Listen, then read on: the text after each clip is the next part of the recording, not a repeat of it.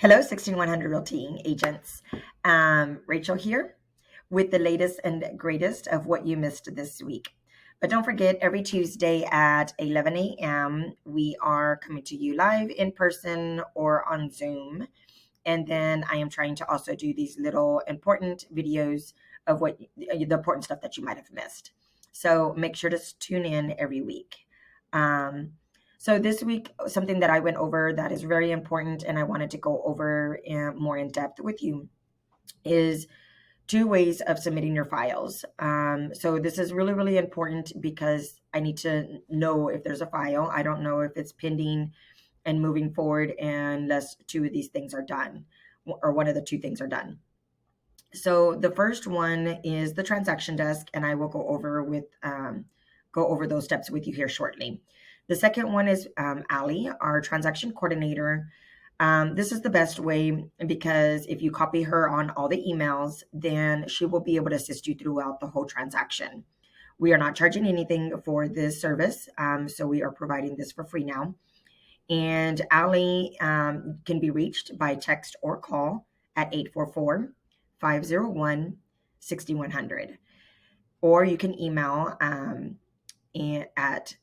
email her at team or admin at 16100realty.com. She's available Monday through Friday, 9 to 6.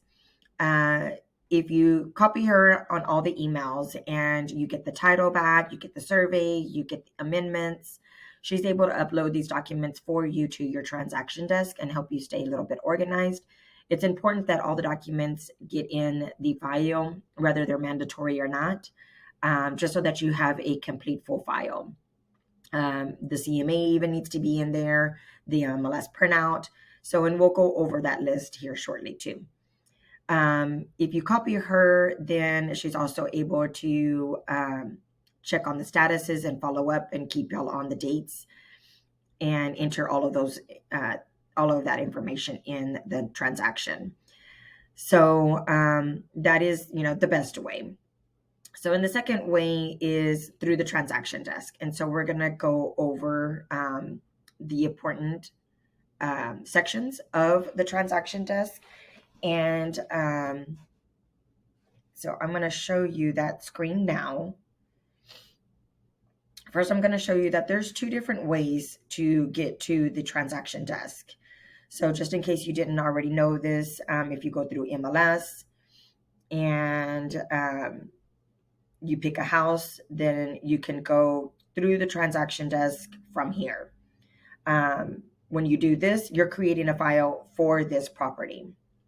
But the other way is going straight to the transaction desk without going through a file. So if you've already created a file and you want to go back to the transaction desk, then this is where you'll go. So this Instanet, the Wolf transaction desk, this is where you will go to create or to go back to your files. Or if you just want to create a new file that's not associated with a property, then you will go here.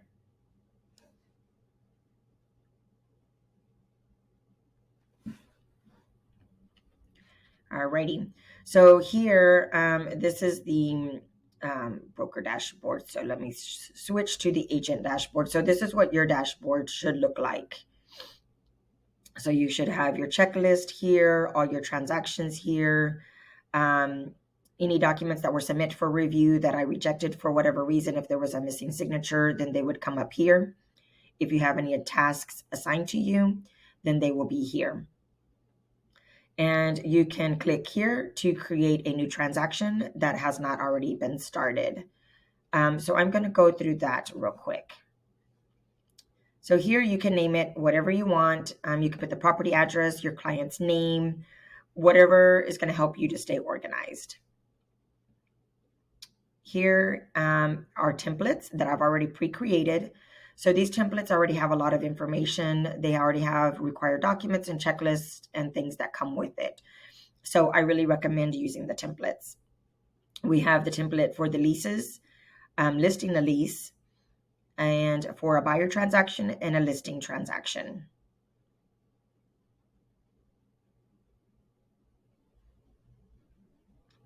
And then here, make sure to put what type of transaction it is. So if it's a residential lease, listing, a sale. If you are the buyer's agent, then that's what it's going to be. And condo listing, condo lease, commercial. So there's all these different options. Here, import the data. So you want to make sure to pull the information from one of the two, either from Netris, which it will pull from the MLS, or from the tax roll. And when you do the tax roll, then here you'll have to select the county.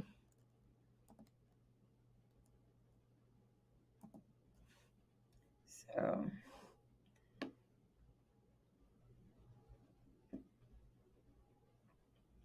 you can go to Tarrant, and then you can look up either if you have the tax ID number, you could put that there, or you can look up the address here.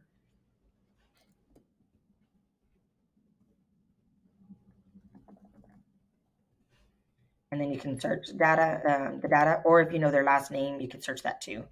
And then search, and then it'll pull it up, and then you just click here and then select.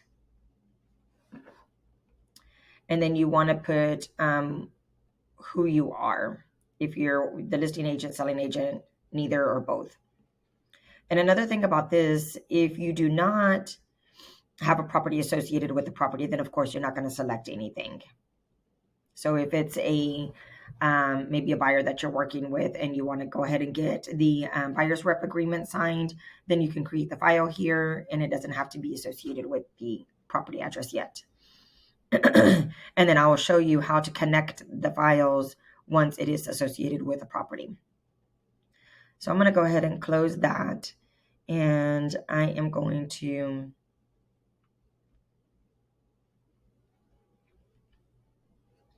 go into one of the files. So on here, there's a few things. So if there's not a listing number here, then that means it's not associated with a property. Once you are ready to, let's say this is a buyer and I want to connect it to a file, then you would go here and import data.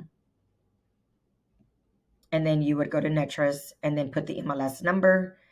And then you would say automatically populate the forms and then import. And then that way you connect the two. And the same when you're doing a listing.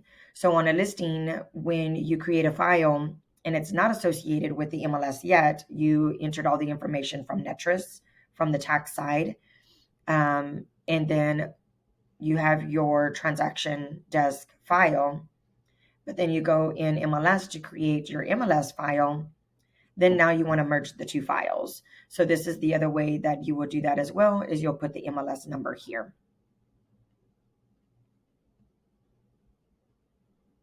Okay.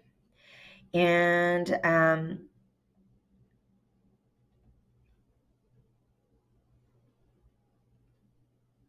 here, this is what's important, is the details. So this is what needs to be done in order for me to see that there's a file and for it to stay updated in my back office. So I always need to know what type of property it is. And there's, different options here. I need to know what the purchase price is. So is it different than the list price? What is the price on the contract? And then if this ever gets amended, Ali or I needs to know, or just update it here. So if Ali receives an amendment changing the price, then she's going to automatically come in here and change that price for you. So anything in blue is the most important things for my files. So the offer date, I don't know why it says offer date, but it's really the execution date. So we need to know what date was the contract executed on. This is what starts the tasks and will automatically put the dates in so that you will know when things will expire. Your financing, your financing contingency, and your survey, your option period. So Ali is able to put in all those dates, but the execution date has to be filled in. And of course, if she receives that contract at the beginning, then she'll also put all this information in. The other blue one is the closing date. So of course this needs to be filled in. And I don't think you see this bottom part. I think this part is just on my side. If you do see it for whatever reason, Ali is the one that does do this part for us. And this is what submits it to me as well. So that part you do not have to do. But if you could just kind of keep up with the blue dates, the blue entries. Alrighty. Contacts. This is very important as well. We need to know who the title company is, their email addresses. You can even put the lender contact information in here. If there's any referrals like Opcity or anyone else, then those also need to be in here as well. And you just can come in here, and Opcity is already in here for the whole office. So if you go to add existing and you want to add Opcity, then it's already right here. And then you just click add.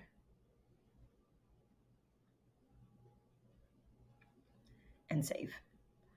So that way they are in there, and I know that we need to pay Opcity a referral fee.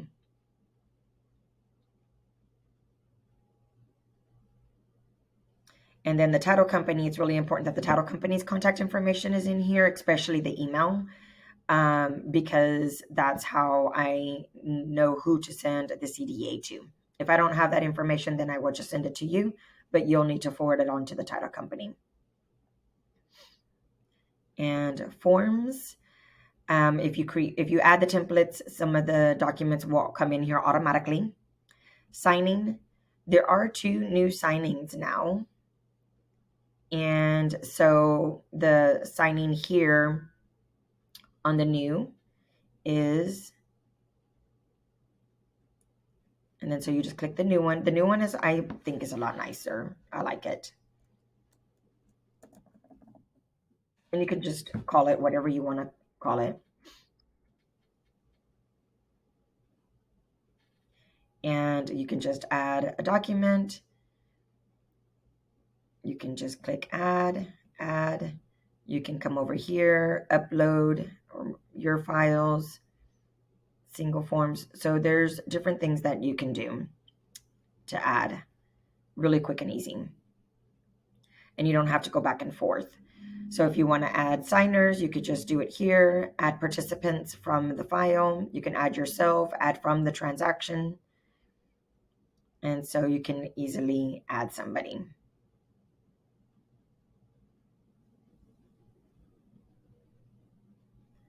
And your documents, and then tools. And so the tools will give you the option. Anything in yellow is what is going to be assigned to the signer. So Sergio is here, the buyer. It's yellow. So if I place these things over here to the document, rather it be this or that, it's going to apply to that signer. His email address will automatically put in there. If I want him to fill out something, then I will do this, and then when he gets it, he will be able to fill it in. And then you can even put that it's required or not required. Especially, this is kind of good for any forms that they need to fill out, maybe applications or anything like that. If you want to give it, multiple lines, required. And then if you just need to delete, then it's very easy just to delete the things as well. Alrighty, so it will of course put stuff automatically in there as well, but you always want to double check it to make sure everything is there properly. If you need to mark up anything, let's say we received the offer and they changed some things. So I just want to show you, you can do, let's say you need to change something, then you can easily just make that.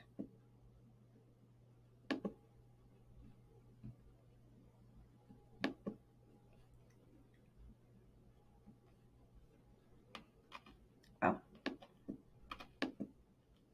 We can even move it, take it away.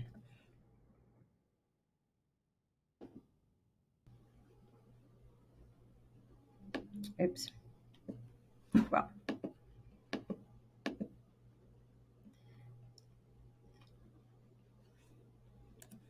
so you can highlight, and then you can also put a text box. So if there's something that you want to fill in, if you want to make, the seller's name needs to be revised and it's a different name.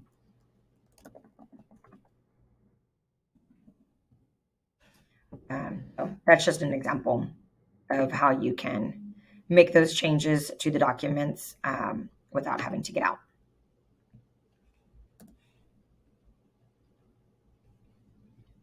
And then of course you can always come in here and just play with it to get familiar with it and to get comfortable with it so that you're not having to learn it at the last minute.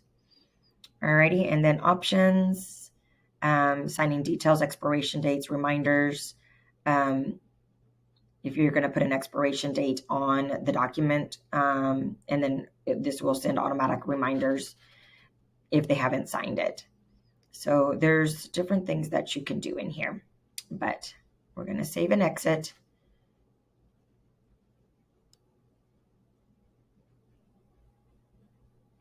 Alrighty, documents. And then I just want to go back here. So you have your new and the classic. So anything that was signed under classic will be here. Anything that gets signed under new will be here. So just watch for that. Documents. So the folder with the documents, this is everything that has been signed or that has been uploaded by the listing agent. So if the listing agent had documents in here, then they would show up here, which actually these two are. So these are documents that were uploaded from the listing agent, and then anything that we had signed would have come in here too. Now, this is where you can submit files to me. So once you have your executed contract, your amendments, your file, everything that you want to send to me for review, you could just click everything here. I don't need the documents that haven't been signed or the offer, just the ones that are completely signed and that you need to submit for review. Then you would go here and then you would just click submit. So you can check all the ones off and then submit at one time. And then that way I will be able to see those documents and review your file. And then once I get that notice, then I can submit the CDA to the title company. Alrighty. And then this one doesn't have the checklist. Let's see if I can add it so that you can see add checklist items.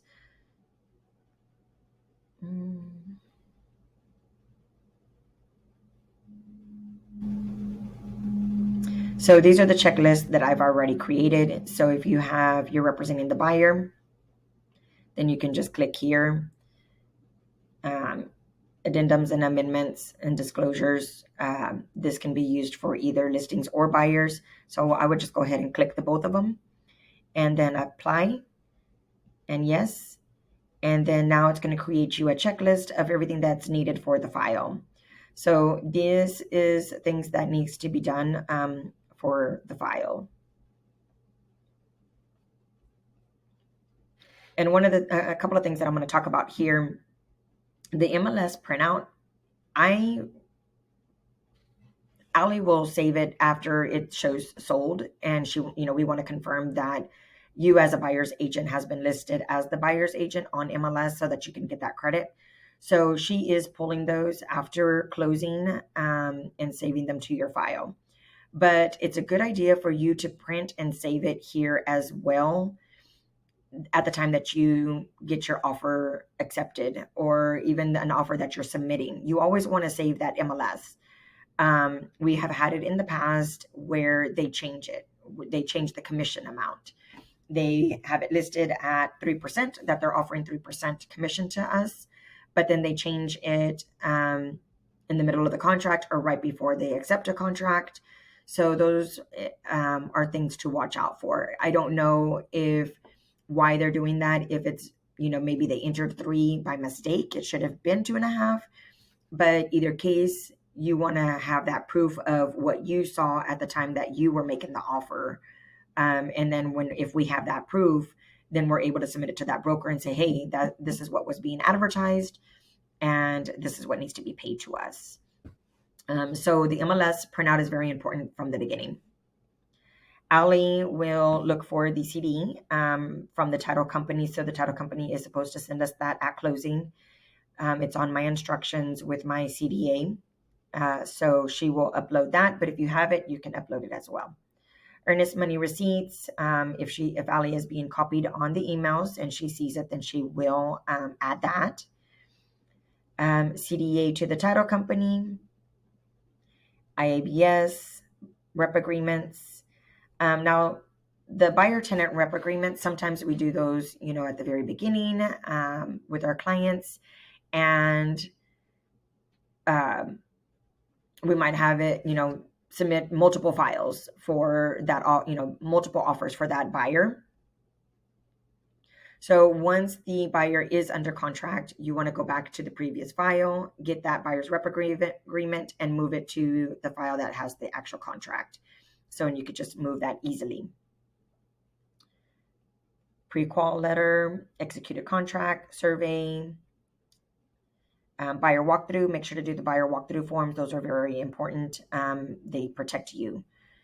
CMA, this is another thing that's very important. We haven't talked a lot about, but it is very, very important that you always have a CMA in your file.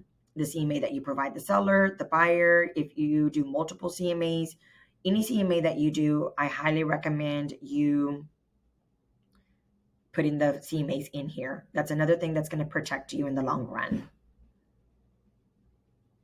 So there's all kinds of forms. They're not all mandatory, but they're all still very important. So if you have something, you want to make sure to put it in here. And then, there you can attach it very easily from your computer or from your file.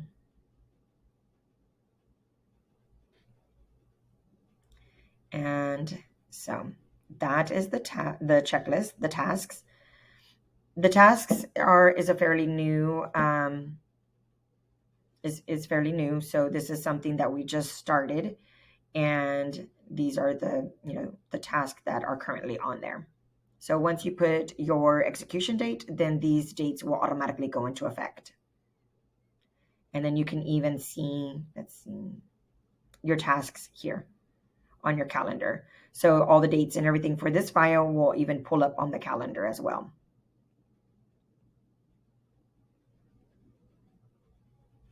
Alrighty, so I think that is everything for the transaction desk. And then that's the review of the dashboard. And I think that was pretty much it for now. So don't forget to submit your files, copy admin Ali. It's great just to have a second backup. She can do minor things if you need her to help you get an amendment signed. The important thing about that if she is going to do the amendments for you, it's really, really important to remember, she does just work Monday through Friday, 9 to 6. If you receive an amendment, maybe you're on the road, you're traveling, and you're not able to upload it to Transaction Desk and then send it to your client. But it is very important for you to stop, look at the amendment for a minute, to read it, to make sure it is correct. I've had in the past where agents will send me an amendment, they put in the email and text me, we call, talk, and they say, hey, will the seller be willing to do these couple of things, these couple of repairs? And we're like, sure, send us amendment. We will do those couple of repairs. And when I open up the amendment, they reduced the price by $5,000 on top of those repairs. She did not discuss those things with me, and she did not put it in the email. So that was, I'm glad that I saw that. I'm glad that I caught it, or else my seller would have killed me, or I would have been paying those $5,000 out of my commission. So it's really, really important that you do review the amendments that are sent to you from other agents.